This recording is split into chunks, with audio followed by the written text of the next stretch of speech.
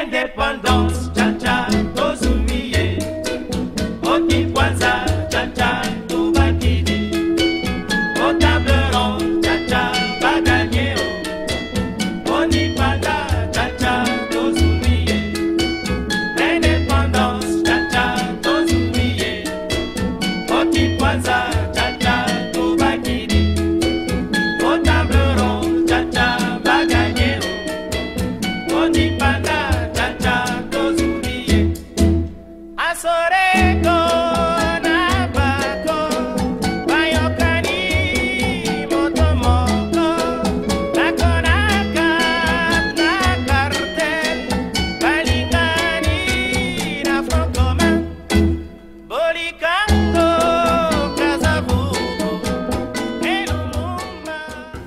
Nos deux principaux invités sont tous des Congolais des États-Unis. On le verra au cours de cet échange. Échange qui annonce donc la deuxième partie de ce colloque qui est organisé par la Convention des Congolais de l'étranger. Hier, on a eu des interventions extrêmement intéressantes. On a parlé des facteurs endogènes qui favorisent les coups d'État au Congo et dans d'autres pays africains.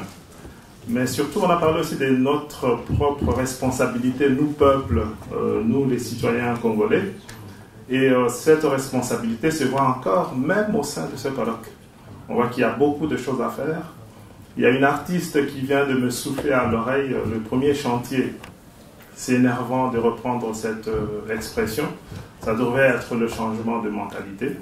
C'est important. Et ça, on ne le dit pas pour les autres. Nous-mêmes, chacun d'entre nous a un travail à faire à ce niveau-là.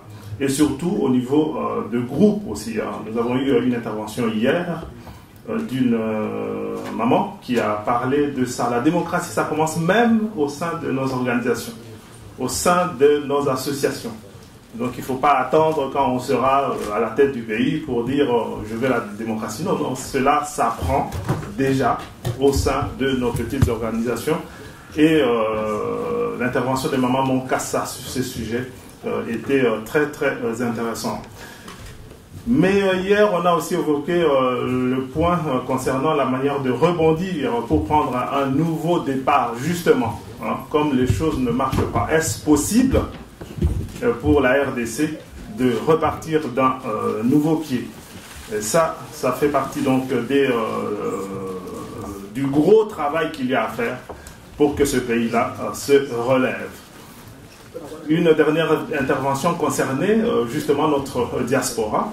Qu'est-ce que la diaspora peut faire par rapport à ces enjeux de 2016? Et je pense que l'émission d'aujourd'hui va aussi aborder cet élément-là important quelque part, parce que ça nous concerne, nous, Congolais de la diaspora. Voilà donc cette émission qui se tient ici au passage 44 va être conduite par mon confrère Kervin Maïzo, qu'on ne présente plus, et qui va donc tenir nos deux invités principaux, parce que Madame Eve Bazaïba n'est pas là, il faut le citer quand même. Et Armand Mavinga n'est pas encore là, en tout cas il a fait des pieds et des mains pour qu'il soit invité, mais nous ne le voyons pas dans la salle. Donc tout honneur à nos deux invités présents depuis très tôt matin aujourd'hui. Il s'agit de Dr Alula qui est là, et du professeur John Malala qui est également déjà dans cette salle. 3 heures maximum est donné à Kervin Maïzo. Comme la campagne électorale n'a pas encore commencé, nous allons demander aux candidats de nous donner de la matière première, et la matière première consiste à venir faire un exposé de maximum 15 minutes.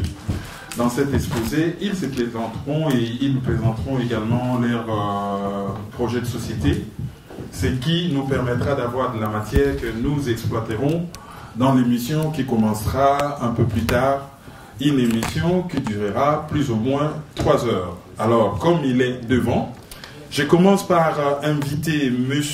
Georges Aloula. M. Georges Aloula est un leader politique, un des leaders politiques de la diaspora congolaise. Il est président de l'Unité nationale et intégrité du Congo, unique parti politique. Monsieur Georges Aloula, à vous la parole. Mesdames, je dirais, chers compatriotes, je suis très honoré d'être avec vous aujourd'hui au passage 44 à Bruxelles. Je suis d'autant plus honoré que l'organisation de la Convention des Congolais de l'étranger, ces groupes qui travaillent inlassablement pour continuer à nous donner cette vitrine des intellectuels, dans lesquels j'ai fait partie de ceux qui ont été les fondateurs de la coordination de la diaspora congolaise depuis Blankenberg, jusqu'à ce que ça devienne Convention des Congolais de l'étranger. On a parlé de l'élite, et je crois que ce que je pourrais noter, c'est que dans cette élite que nous avons, qui est recherchée, vous m'excusez, dans cette élite qui est recherchée, nous sommes une partie de la réponse. Et je citerai simplement un titre d'exemple que lorsque nous avons commencé ces travaux à Blankenberg en 1996 au mois de novembre, la rébellion qui a amené Laurent Désiré Kabila venait de se déclencher à l'est du pays et ça s'est terminé par la chute du maréchal Mobutu et la fin de son régime. Et parmi nous, j'insiste, dans la salle où on était à Blankenberg, nous avons eu des ministres, que je ne vais pas citer les noms ici, exprès pour des raisons que vous pouvez imaginer. Nous avons eu beaucoup de ministres, beaucoup de nos membres qui étaient avec nous dans la salle ont pu former les statures de ceux qui ont accompagné Laurent Désiré Kabila dans sa prise du pouvoir, du moins venant de la diaspora. Aujourd'hui, la situation de notre pays, tout le monde l'a dit, elle est chaotique, on a un non-État, mais la chance pour nous, c'est que nous sommes partis, et certains d'entre nous sont restés, continuer ce combat à l'extérieur, et la diaspora congolaise constitue une réponse que le peuple congolais attend pour que nous puissions aller mettre au service de notre pays ce que nous avons appris, nos expertises des uns et des autres, et surtout montrer la voie vers laquelle nous pouvons amener notre pays. Je dirais que, sans faire l'histoire, notre pays a toujours eu un impact sur l'économie mondiale par ses richesses. Les derniers exemples que je vais vous donner, ce sont les téléphones cellulaires qui sont dans les mains de plus de 6 milliards de personnes. Et si on pouvait imaginer un seul instant que chaque détenteur de téléphone portable puisse nous payer $1 par mois, ça fait 6 milliards par mois. Ce serait un peu exagéré pour les pays pauvres. Mais je dirais pour les pays développés, $1 par mois, multiplié par 12, et puis ça monterait très vite, très haut. Mais si on prend une moyenne de $1 par mois sur 4 milliards, 5 ou 6 milliards de téléphones portables qui sont utilisés dans le monde, ça nous fait plus de 6 milliards de dollars qui pourraient nous permettre de reconstruire nos écoles sans que ça puisse faire souffrir les payeurs des taxes dans les différents pays qui vont contribuer à cette caisse-là que nous pouvons lancer avec notre leadership. Pourquoi? Parce qu'avec $1 par mois qui nous donnerait 6 milliards, l'État congolais, qui n'existe pas, n'a pas ramassé les taxes à la vente, à la source. Donc ça ne sera qu'une sorte de correction. Et depuis plus de 6 siècles, nous sommes des Africains. L'esclavagisme a pris près de 40% des Noirs américains viennent de l'espace qu'est devenue la République démocratique du Congo. Donc l'immigration américaine, près de 40% des Noirs américains viennent de l'espace qu'on appelle la République démocratique du Congo, je me répète. Mais il y a une place à New Orleans qui s'appelle la place Congo. C'est là où nos ancêtres se retrouvaient le soir pour jouer du jazz, et ça fait cette réputation de New Orleans avec la musique. Et ça a laissé des traces chez nous puisque nous sommes la capitale de la musique africaine, comme nous le savons tous. Alors, de tout ça, ça va m'amener à parler de la place de la RDC sur l'aspect sécurité dans le monde. nous avons pu rappeler au monde que s'il y a eu la paix dans le monde aujourd'hui après la Deuxième Guerre mondiale, parce que c'est le sous-sol du Congo, son uranium qui a été utilisé pour faire la bombe nucléaire qui a créé cette paix, et tout le monde se respecte, se regarde à distance dans la peur de l'armement nucléaire. Cela n'a pas suffi et cela ne nous a pas aidé. Ça a plutôt créé des convoitises qui ont fait que notre peuple s'est retrouvé après le premier génocide de près de 10 millions de Congolais sous le roi Léopold II chez nous. Nous avons pratiquement perdu la même taille de la population, c'est-à-dire près de 10 millions de Congolais aujourd'hui à ces génocides. Il y en a qui diraient ce n'est pas des guerres ethniques. Le génocide n'est pas seulement les guerres ethniques. Le génocide répond à 5 définitions différentes qui consistent à, si vous tuez les gens dans un pays, c'est un génocide, pas nécessairement les tribus. Si vous détruisez les appareils de reproduction des femmes pour que la population ne puisse plus se reproduire, c'est un génocide. Déplacer les petits-enfants, les mettre dans les groupes armés, c'est un génocide. Mettre un pays dans une situation de non-développement comme la RDC, pas d'électricité, pas d'eau potable, pas de système de santé, pas d'éducation, ça c'est aussi la définition du génocide d'après M. Rankin, l'avocat qui a travaillé sur le dossier des génocides aux États-Unis dans les années 48. Et la 5e définition, c'est simplement ces théories que nous continuons à avoir. Pendant qu'on est en train de parler de l'ISIS, à Beni, on est en train de tuer impunément. Ceci m'amène à vous dire c'est quoi la réponse pour pouvoir changer tout ça. Pour changer tout ça, nous devrions apporter une réponse économique pour mettre fin à ces cycles de guerre qui sont purement économiques. Nous avons beaucoup de groupes armés sont indirectement liés avec les pays qui veulent exploiter ou accéder à nos ressources minières. Je pense que tout le monde a noté quelque chose d'important. Pour nous qui nous sommes lancés dans les processus démocratiques à travers des élections, nous avons vu que le gouvernement congolais aujourd'hui n'a pas l'intention d'organiser des élections dans la paix et dans la quiétude. La preuve, nous sommes le 13 décembre et il devait y avoir un premier cycle électoral le 25 octobre qui n'a pas eu lieu. Ce qui est dramatique, c'est quoi? Ce qui est dramatique, c'est que les leaders locaux, tout le monde qui voulait présenter des listes, ont présenté des listes, ont même fait des paiements, des frais, des élections qui n'ont pas eu lieu. Donc, comme on dirait, vous m'excusez pour beaucoup de gens qui ont montré une certaine allergie, mettez-vous aussi à notre place, hein, c'est que lorsqu'on vit dans un pays anglophone ou dans un pays qui ne parle pas nécessairement les français, de temps en temps, les mots, la langue du pays dans lequel vous vivez peut venir. J'allais dire, en anglais, on dit shame on you, c'est-à-dire que c'est vraiment honteux à ces gouvernements d'avoir collecté l'argent de candidats et ne pas faire des élections. Et ça prouve le manque de leadership. Et de là à nous parler de dialogue, sincèrement, nous ne voyons pas où ce dialogue pourrait nous amener. Donc, sur le cycle électoral, ça nous a mis dans une situation peu agréable. Et nous sommes là pour moi, dans le cas de présenter mon parti politique qui s'appelle UNIC, qui est né dans la diaspora congolaise, qui est présente dans les réseaux sociaux, qui est présente sur l'ensemble du territoire. Nous avons des supporters. Beaucoup de gens nous attendent sur le terrain pour que nous puissions apporter ces leaderships local et partager les rêves que nous apportons à travers notre vision que je vais vous présenter très rapidement. Donc, comme je l'ai dit, où en sommes-nous? J'ai brossé la situation et je dirais aussi que je parlais de ces génocides, je parlais de l'importance.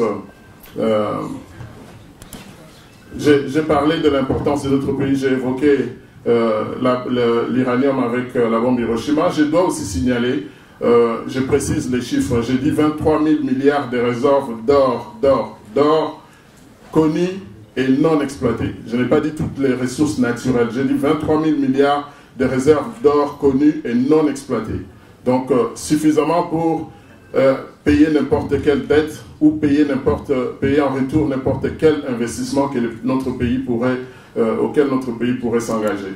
Et je dis simplement aussi que si nous avons 23 000 milliards de réserves d'or, nous pouvons influencer toutes les places boursières du monde si nous arrivons à faire une exploitation intelligente de ces ressources.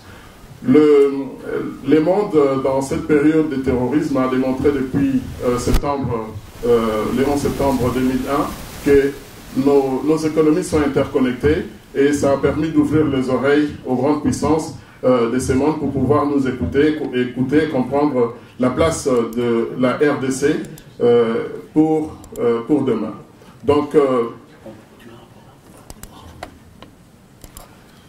je dirais que hier, j'ai entendu qu'au lieu de continuer à faire le dialogue sur le plan national ou de dialoguer avec nos puissances régionales qui sont le Rwanda, l'Ouganda, etc., pour espérer avoir la paix demain dans notre pays, il faut traiter avec ce qui était à Berlin. Malheureusement, tous ceux qui ont participé à la conférence de Berlin ne sont plus ce monde, mais les influences de leur pays restent présentes dans ça. Nous avons établi les ponts directs pour parler directement avec toutes ces grandes puissances qui ont participé à Berlin, mais qui ont vu les enfants du Congo grandir, vivre dans tous ces pays, quel que soit l'Allemagne, que ce soit la France, la Belgique, les États-Unis, la Suède, le Danemark. Je cite des pays qui n'ont peut-être pas participé à Berlin, mais nous avons appris à parler leur langage et surtout de transformer, de faire l'écho des pleurs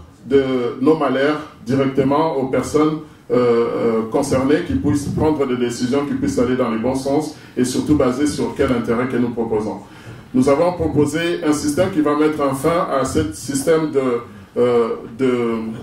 d'instabilité contrôlée. Pourquoi je parle d'instabilité contrôlée? En fait, il existe un groupe de personnes qui nous mettent la guerre dans notre pays tous les 10 ans, tous les 15 ans, à leur bon vouloir, simplement pour pouvoir accéder à nos ressources. Pour mettre un fin à ça, nous avons imaginé que nous pouvons lancer sur le marché boursier un programme garanti par le gouvernement qui serait garanti sous notre leadership avec une caution des pays du G8 et G20 d'environ 140 milliards et créer un marché libre d'accès qui puisse permettre aux partenaires de pouvoir faire le business avec nous. Il faut un business qui concerne les cargos, les avions cargo ou les avions de ligne.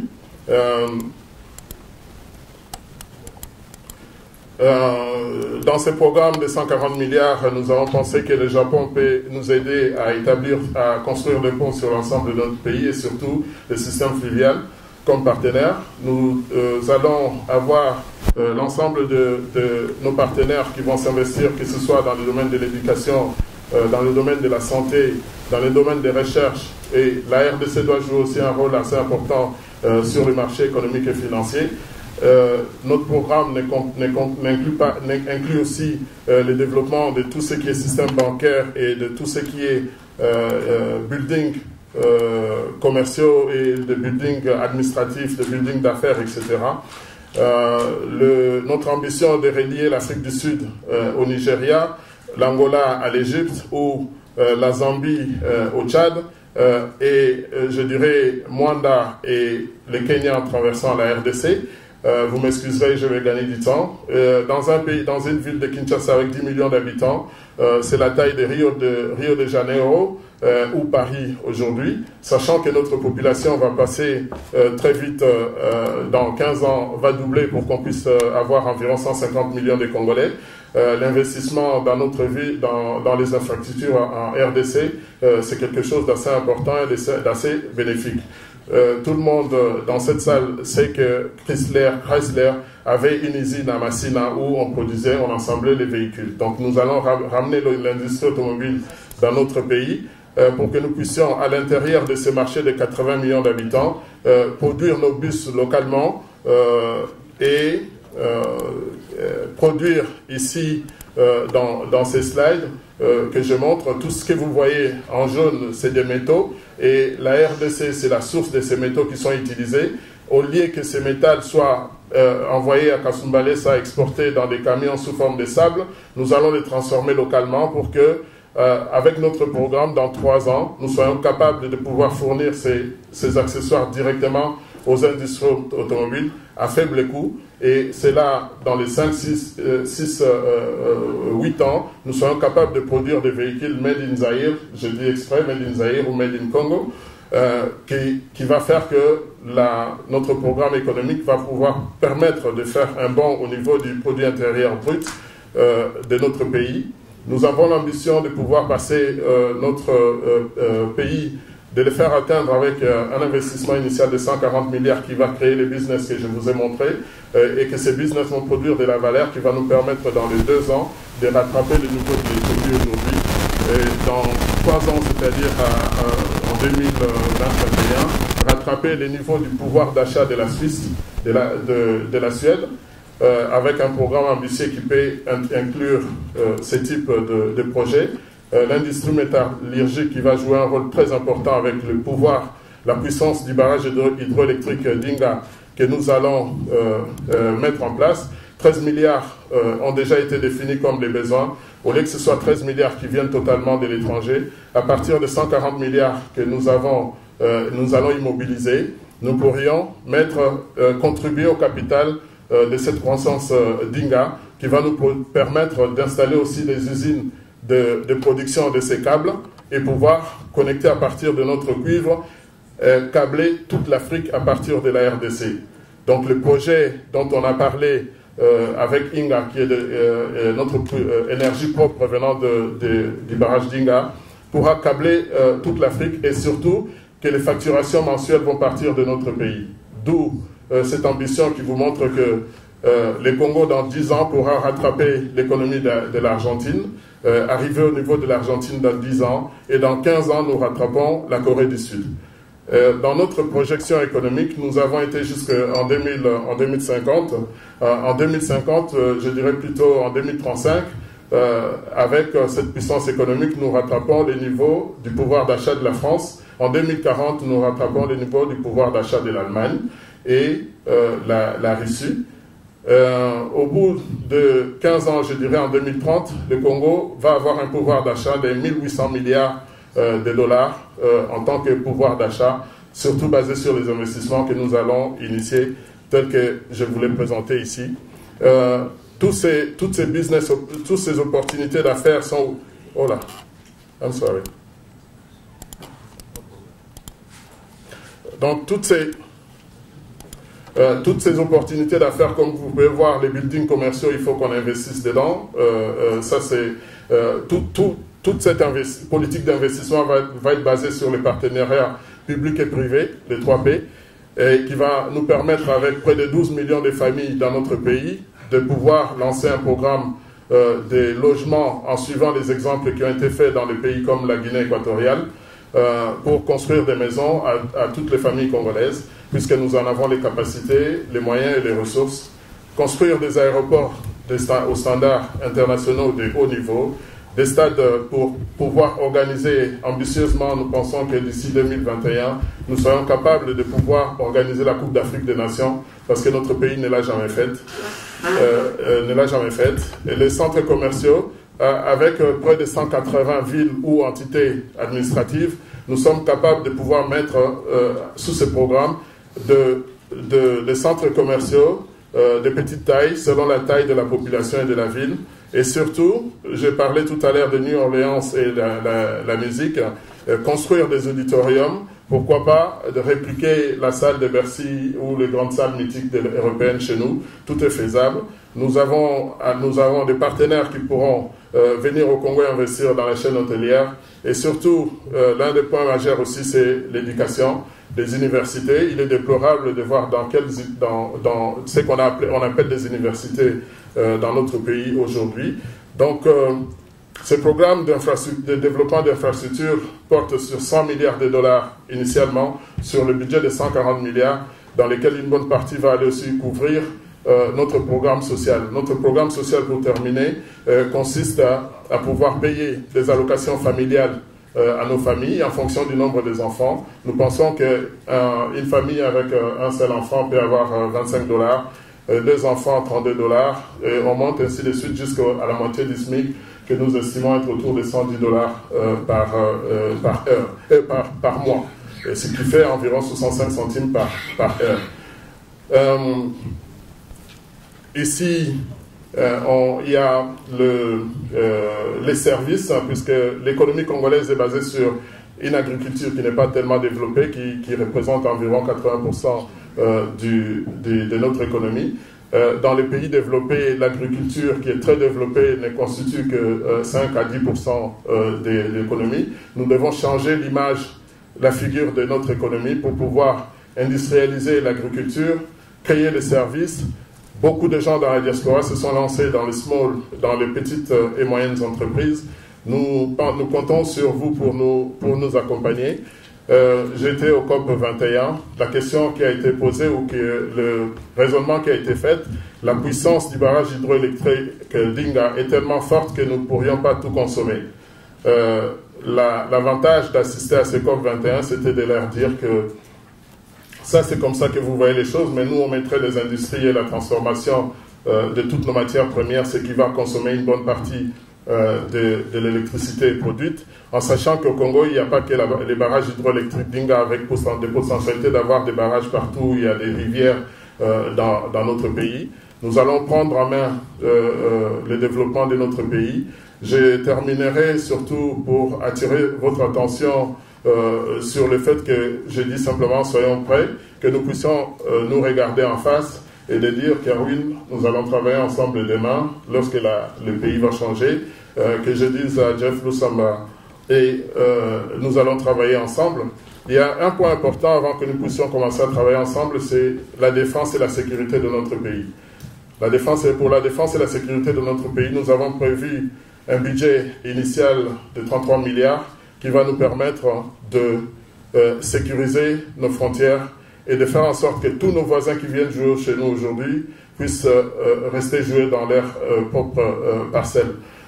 Nous avons proposé un plan de restructuration et de reformation de notre armée pour le passer à quelque part comme 100 000 personnes, à 600 000 hommes. Ce programme, j'ai eu l'honneur de pouvoir l'introduire au niveau du Pentagone aux États-Unis et à certaines institutions ici à l'Union européenne.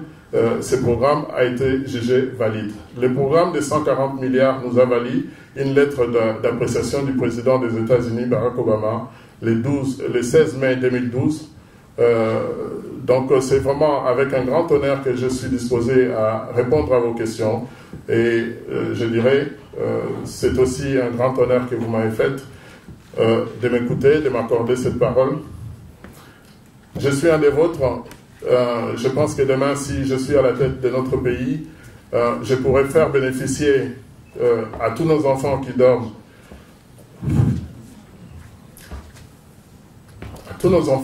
dans la rue, de mon expérience personnelle en tant qu'orphelin. Voilà. De mon expérience personnelle en tant qu'orphelin, mais j'ai malheureusement ou heureusement été orphelin dans un pays qui marchait. Je n'ai pas dormi dehors. Et ces enfants qui dorment dehors ont obligé de changer le cours de ma vie et d'être là devant vous. Je vous remercie.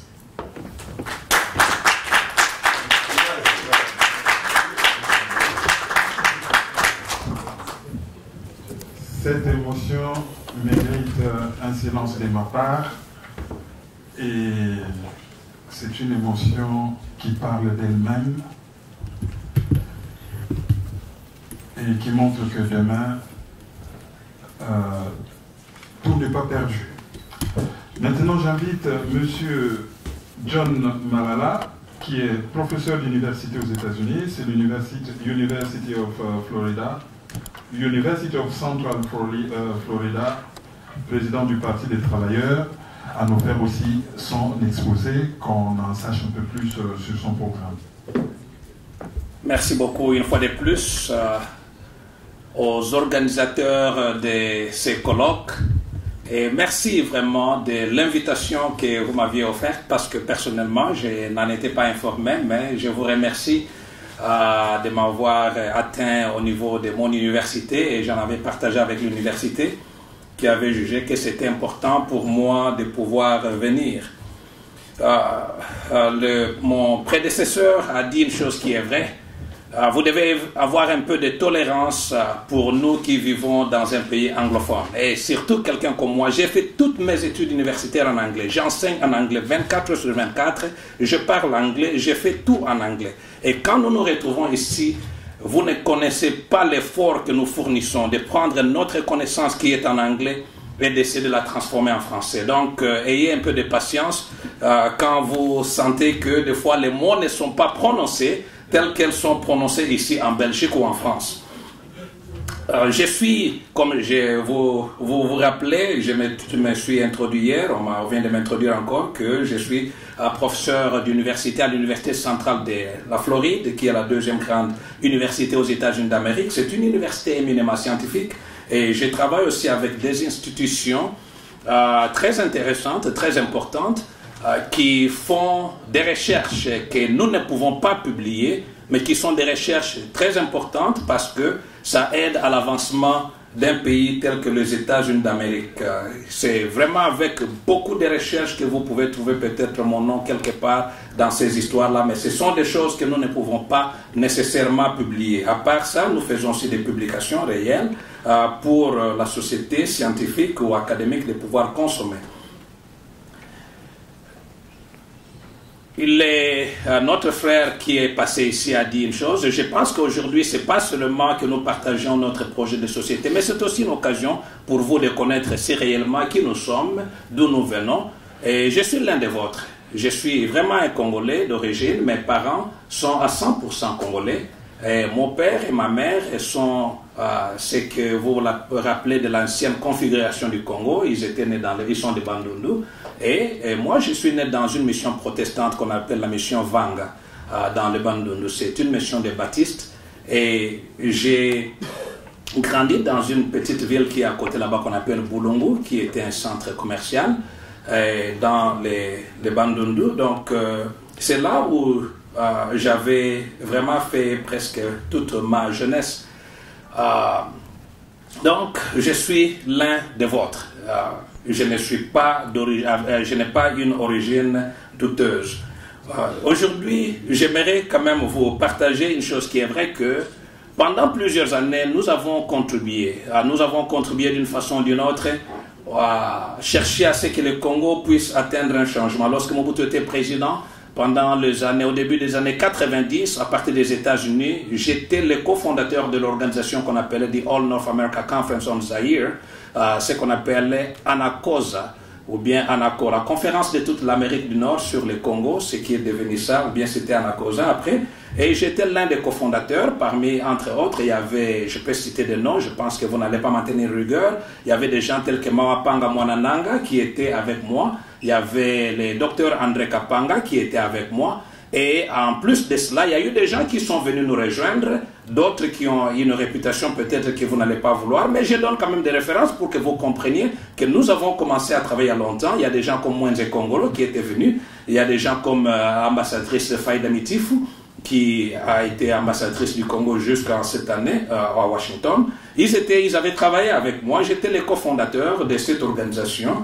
Et lorsque Laurent Kabila est venu au pouvoir, c'est mon organisation que le département d'État avait contacté pour que nous essayions d'aller voir qui était la personne. C'est moi et notre équipe qui avait dépêché des gens comme Mwenze Kongolo, comme Mawapanga et d'autres d'aller rencontrer Laurent Kabila à l'est du Congo. Et c'est alors, d'ailleurs, vous avez des preuves qu'aujourd'hui, que c'était des gens qui étaient devenus des bras droits, même de Laurent Kabila. Ils avaient travaillé d'autres personnes, comme l'a dit mon prédécesseur, sont aussi partis.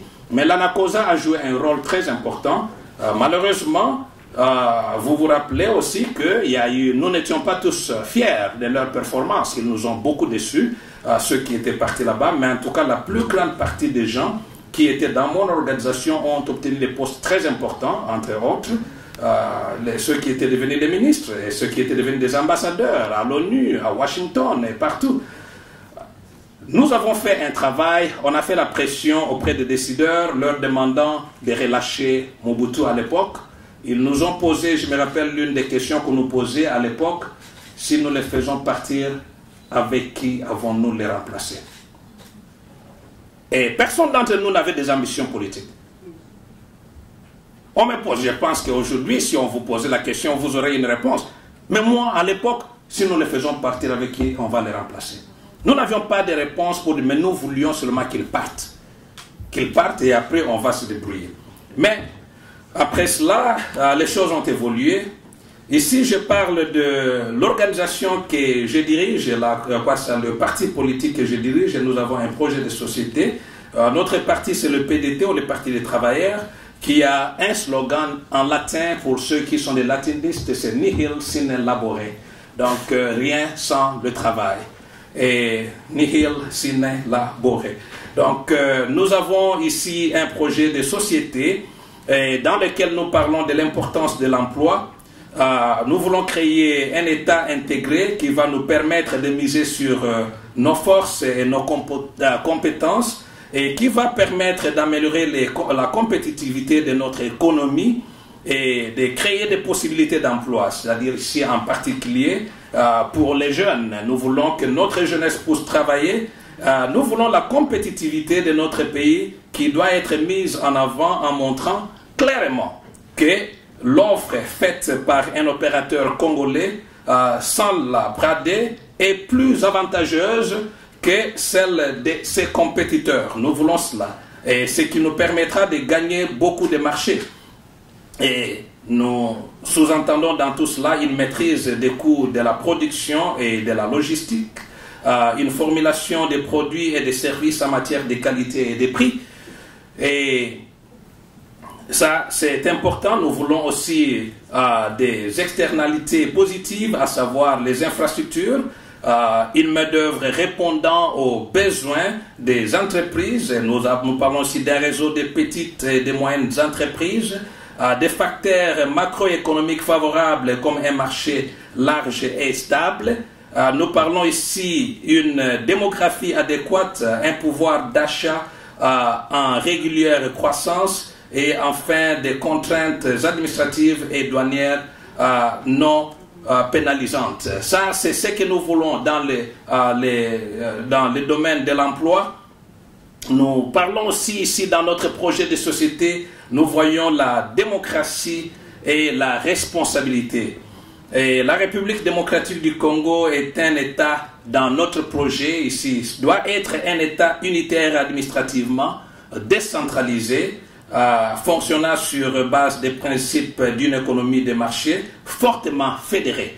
Donc, nous parlons d'une économie de marché fortement fédérée. Le développement économique de la nation congolaise est basé sur des initiatives à la base au niveau de chaque province. Vous savez, mes chers frères et sœurs, que nous avons, je ne sais pas, je rends grâce à la Belgique de nous avoir donné des gens, formé des gens pendant des années, mais il y a quelque chose qui ne marche pas dans la façon où tout est centralisé au Congo par rapport à l'économie. Et je regarde, vous allez me dire, non, ne citez pas l'Amérique, mais c'est là où je vis. J'ai cette culture, c'est dans mon sang. Et je vois cela. Je vis dans l'état de la Floride, par exemple. Vous savez, la Floride, l'industrie orangère, je parle des oranges seulement. Je ne parle pas de toutes les autres industries. Je parle des oranges de la Floride produisent 9 milliards de dollars américains par an. 9 milliards. Ça, c'est pour les oranges seulement. Et cela, si vous ajoutez d'autres industries, vous pouvez vous rendre compte de combien de dizaines et des dizaines et de centaines de milliards de dollars américains qu'une province fait entrer, et cet argent, une partie d'argent, va au niveau du gouvernement fédéral. Donc, nous voyons ici que de ce point de vue, les provinces sont fortement autonomes du point de vue de leur développement économique et social. Donc, nous pensons ici à une loi organique qui va définir les principes de ces fonctionnements. Et la République démocratique du Congo doit avoir un président qui est élu au suffrage universel. Nous avons ici, quand nous parlons de la démocratie, nous voulons parler aussi d'un parlement. Nous voulons parler ici un parlement qui doit être composé d'une chambre représentant les citoyens, d'une chambre représentant les provinces et d'une autre chambre représentant les autorités traditionnelles. Et Donc ce même schéma devra se retrouver au niveau des provinces, à savoir un gouverneur élu au suffrage universel, une assemblée provinciale et puis un conseil des autorités traditionnelles. Donc ça, ce sont des choses que nous sommes en train d'envisager dans notre projet de société. Donc je vais utiliser le terme moi, mais c'est un nous majeur, comme on le disait autrefois à l'école primaire et secondaire. Et dans notre projet de société, nous voyons aussi ici l'éducation, la recherche et l'innovation. Je suis dans les milieux académiques et vous devez comprendre, comme le disait Mobutu, comprenez mon émotion, comprenez ma passion quand chaque fois je parle de l'éducation, quand je parle des recherches et quand je parle de l'innovation. Peut-être que ça ne serait pas un secret auquel l'Amérique va m'en tenir rigueur, mais je collabore avec l'Institut de simulation aux États-Unis d'Amérique. Et pour ceux qui connaissent de quoi il s'agit, c'est une entité très intéressante, très importante. Et là, nous simulons toutes choses, tout ce qui se passe sur Terre et tout ce qui se passe en espace. Donc, et je connais ce que ça veut dire quand je parle ici des recherches publiables et non publiables. Et je collabore avec cette institution qui se trouve sur notre campus. À notre université, nous avons tout ce que vous pouvez savoir. Nous avons des programmes où nous étudions la physique des étoiles, ce qui ne se passe pas ici sur cette terre. Nous l'étudions sur place. Et nous avons, c'est pourquoi personnellement, le besoin en éducation et en recherche. Et quand je vois ce que nous faisons et ce qui se passe, ce qui se produit et ce qui ne se produit, qui ne se dit pas, je me dis nous pouvons le faire au Congo sans pour autant arriver à créer une situation où les autres disent que ce sont des informations privilégiées qui ont été exportées. Les besoins en matière d'éducation sont gigantesques en République démocratique du Congo, à la fois en termes financiers, humains et matériels, mais au-delà de ces moyens, il y a également un urgent besoin de gouvernance dans nos universités ou bien dans nos institutions d'enseignement. Nous pouvons reprendre la construction actuelle de l'idée de la gratuité de l'école primaire et puis la revalorisation des salaires des enseignants qui vont de pair avec le paiement effectif de ces salaires. Nous parlons ici aussi, on parlait tout à l'heure avec l'un des amis ici dans la salle, de la formation continue des enseignants et puis les soutiens pédagogiques, qui est aussi une autre priorité. Donc les programmes de formation des inspecteurs et des enseignants doivent être développés afin qu'ils puissent s'étendre sur les territoires, donc sur tous les territoires à destination de tous les corps enseignants dans la République démocratique du Congo. Je parle ici même des ISP, les instituts supérieurs, les instituts supérieurs pédagogiques au Congo. Mais à quoi est-ce que ces instituts nous servent? Nous pensons qu'il sera très important pour nous de prendre ces ISP et pouvoir les transformer en école normale afin de former des enseignants en suffisance, par exemple. Les besoins en termes d'infrastructures et de manuels scolaires sont également importants au Congo. Un programme de construction et de réhabilitation des établissements scolaires sur tous les territoires est nécessaire, non seulement pour garantir des établissements de qualité suffisante, mais aussi pour accentuer les possibilités d'accès dans les zones rurales où les établissements sont rares et donc parfois très éloignés des villages. L'enseignement technique, longtemps calqué sur la philosophie d'appui au service public, a besoin d'être restructuré. C'est ainsi que nous proposons un enseignement technique suivi d'un entrepreneuriat durable visant la création des entreprises et services pour les étudiants nouvellement formés. Les besoins également importants en matière de production des manuels scolaires, c'est-à-dire ici nous devons réécrire, nous parlons de la réécriture, la réimpression ou bien l'impression et distribution sur tous les territoires et des matériels pédagogiques surtout. Donc, nous soutenons les plus hauts niveaux d'éducation pour nos concitoyens c'est-à-dire ici au Congo, et nous encourageons l'innovation, la recherche et la production de l'identité congolaise et la mobilité des chercheurs congolais à travers des initiatives telles que des programmes d'échange. Et nous devons les faire. Personnellement, ici, j'ai pensé, j'ai pensé ici à la construction même de ce que si nous ne pouvons pas déplacer nos chercheurs, nous allons construire ce qu'on appelle des microgrids à travers les universités pour connecter les universités congolaises avec des grandes universités du monde où ils peuvent faire des programmes d'échange et de recherche à distance.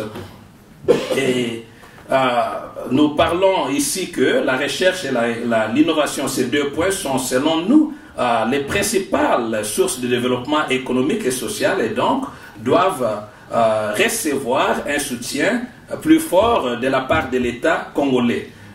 Mieux articuler recherche et enseignement et puis revaloriser sensiblement les conditions des chercheurs, notamment, nous parlons ici des doctorants dans le cadre de la capacité internationale.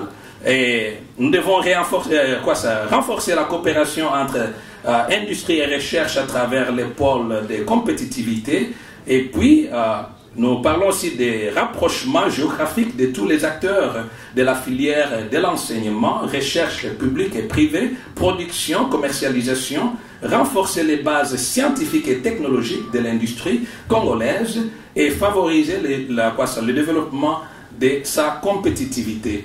Notre projet de société ici aussi vise la femme et l'enfant. La femme et l'enfant, considérés comme des êtres vulnérables, méritent une attention particulière dans la nouvelle République.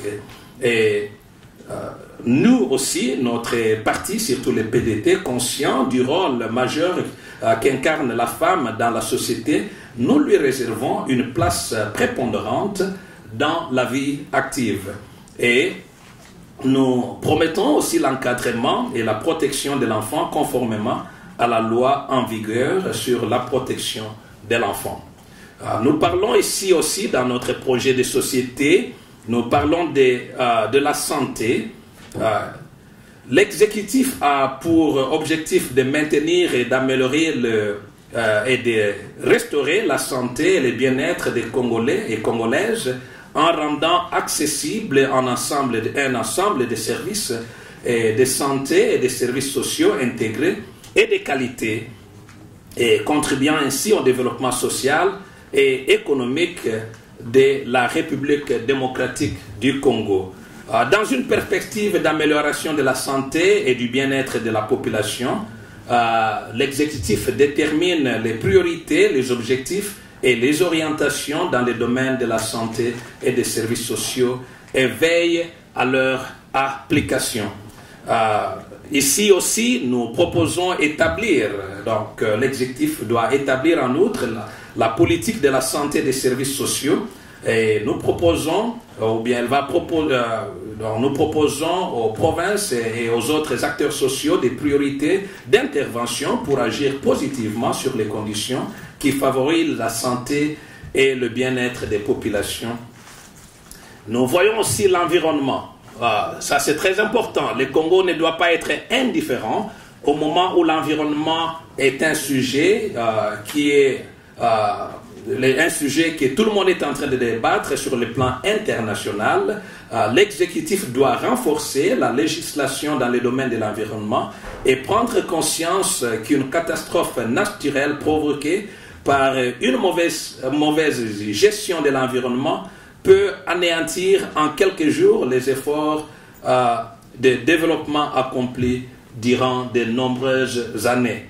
Et le Parti des travailleurs que moi je dirige, le PDT, est d'avis que le développement durable est la base pour l'avenir de la croissance économique congolaise, considérée des Congolaises, et nous considérons aussi que l'environnement est un bien public.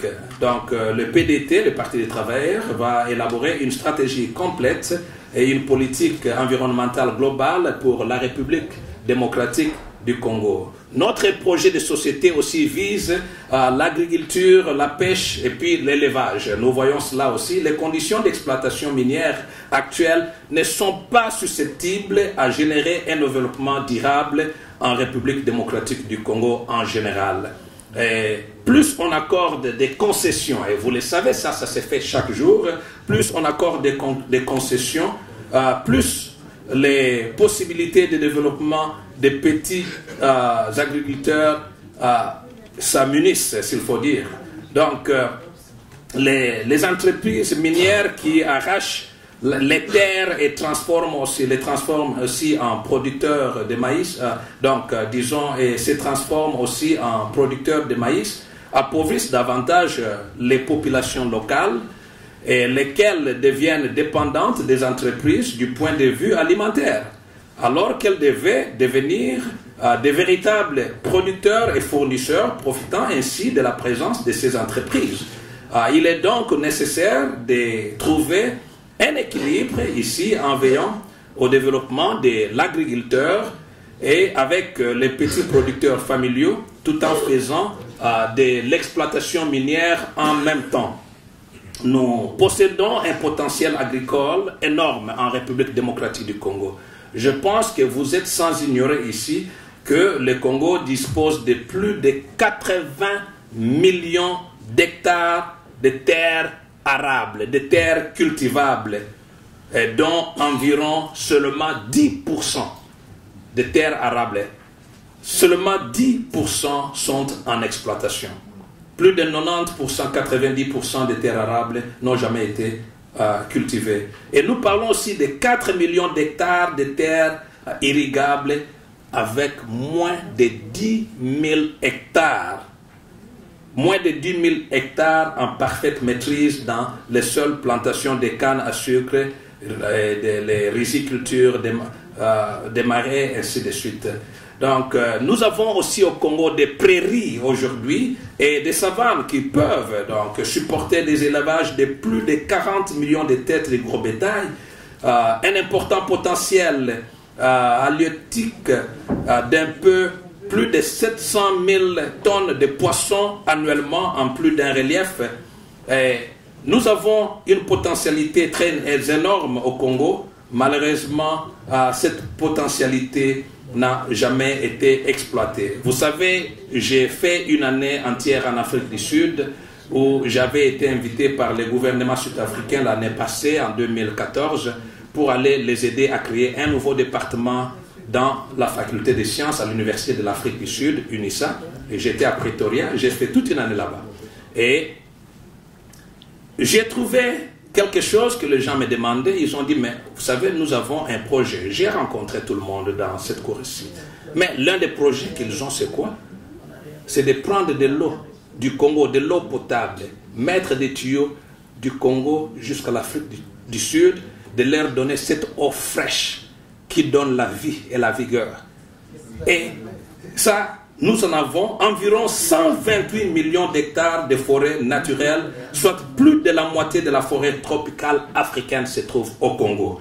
Plus de 50% des réserves d'eau douce de l'Afrique se trouvent au Congo. Une grande diversité des climats permettant la production de cultures tropicales sur l'ensemble du territoire et quelques cultures tempérées dans les autres terres de l'Est. Donc, et la possibilité de produire tout au long de l'année avec sa position au cheval sur l'équateur qui alterne les saisons au nord et puis au sud du pays. Ça, nous le savons très bien. Donc, nous pouvons proposer, et nous proposons déjà d'ailleurs la sédentarisation des populations rurales afin de réduire la pression sur la forêt. Il y a tellement une très très forte demande sur la forêt et nous devons en prendre conscience. Ces réserves ne vont pas vivre là éternellement. Donc il faut un service complètement sédentaire pour que nous puissions quand même donner un peu de l'espace à la forêt. Et puis les premiers préalables concernent ici la sécurisation foncière des paysans qui permettrait d'accroître plus rapidement les étendues et des terres cultivées.